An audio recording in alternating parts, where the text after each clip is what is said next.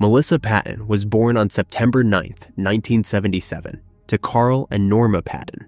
Growing up just outside of Atlanta, Georgia, she shared a close bond with her older sister, Tina.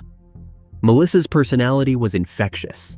She was often described by her loved ones as bubbly, kind, and trusting. After high school, she married her longtime boyfriend, Christopher Wolfenbarger, and the couple relocated to a different part of Atlanta. Their union was blessed with 2 children, a son named Joey and a daughter named Chrissy. Melissa thrived as a devoted wife and mother, embracing her role with joy and dedication. The last known contact Melissa had with her parents occurred on Thanksgiving Day in 1998. During a phone call from Christopher's grandparents' home, she discussed plans for Christmas, leaving her family with the impression that everything was normal. However, when Melissa failed to appear for the holiday and later missed her mother's birthday in February 1999, her parents' worry turned into alarm. Norma decided to take matters into her own hands and traveled to Melissa's home, only to be met with disturbing news from the neighbors.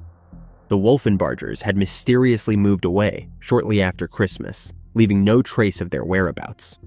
Christopher, Melissa's husband, never filed a missing person report for her, nor did he inform her family of her sudden absence.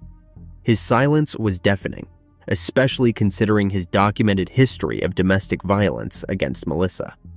The fact that he did not reach out to her family further fueled their fears and suspicions.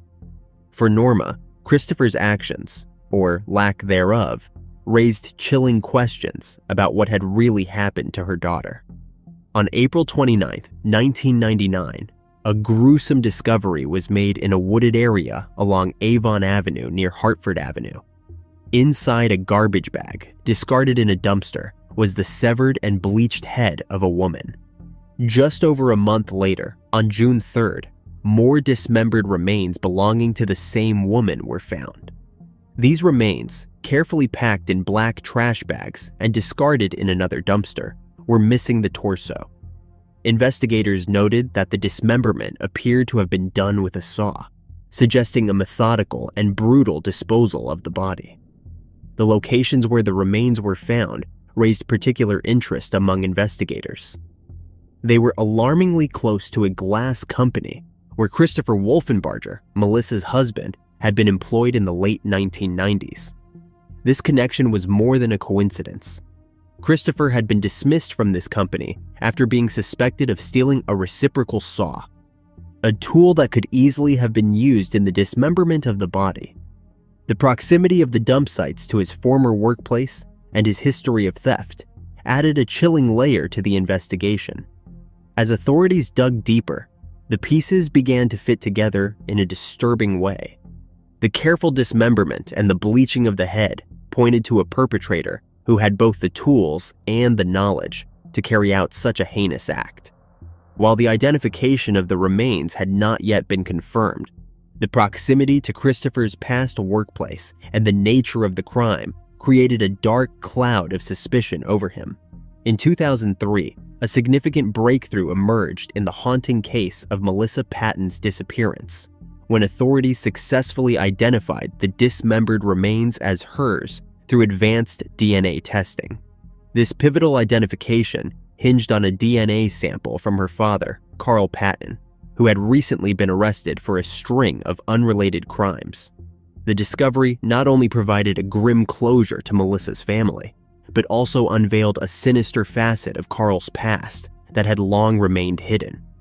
Between 1973 and 1977, Carl was responsible for the slayings of 5 individuals across Georgia, 3 of which were part of the infamous Flint River slayings. These cases had baffled law enforcement for years, remaining unsolved mysteries until the DNA evidence linked Carl to them. As the investigation deepened, Carl pleaded guilty to 4 of these cases in March 2003 and the 5th in May of the same year. His confessions led to a life sentence without the possibility of parole, sealing his fate behind bars and bringing some measure of justice for his victims.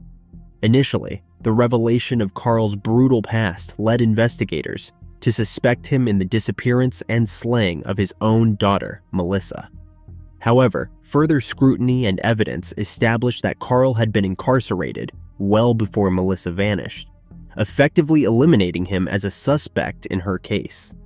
This development was both a relief and a new source of anguish for the Patton family, as it meant that the true perpetrator remained at large. With Carl cleared of any involvement, the focus of the investigation shifted back to Christopher Wolfenbarger, Melissa's estranged husband. Despite the red flags, law enforcement struggled to gather the concrete evidence necessary to press charges against him, leaving Christopher as the sole suspect without formal accusations. In 2024, the police, determined to bring closure to the cold case, re-examined the evidence with fresh eyes and new forensic techniques. These developments finally pointed decisively towards Christopher Wolfenbarger, Melissa's estranged husband, as the prime suspect in her slaying. On a hot summer day in August, law enforcement moved swiftly to apprehend Christopher at his home in Griffin, Georgia. The arrest itself was as bizarre as it was telling. Christopher was found desperately trying to evade capture by hiding behind a dryer in his residence. This attempt to conceal himself only reinforced the suspicion that he had something to hide.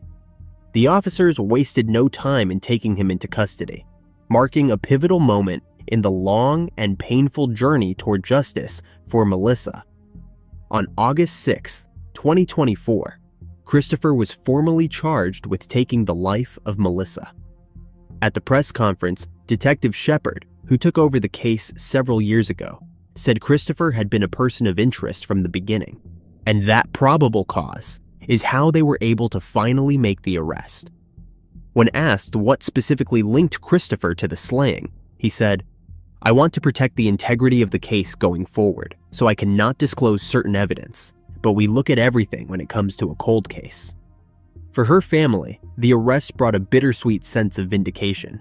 The man they had long suspected was finally being held accountable, but it also meant revisiting the trauma of their loss. Norma Patton, Melissa's mother, said, "We have finally made it. He is in custody, and now we just need to get over the last hurdle and get him convicted. You do not know what the final straw was that caused him to do what he did to her.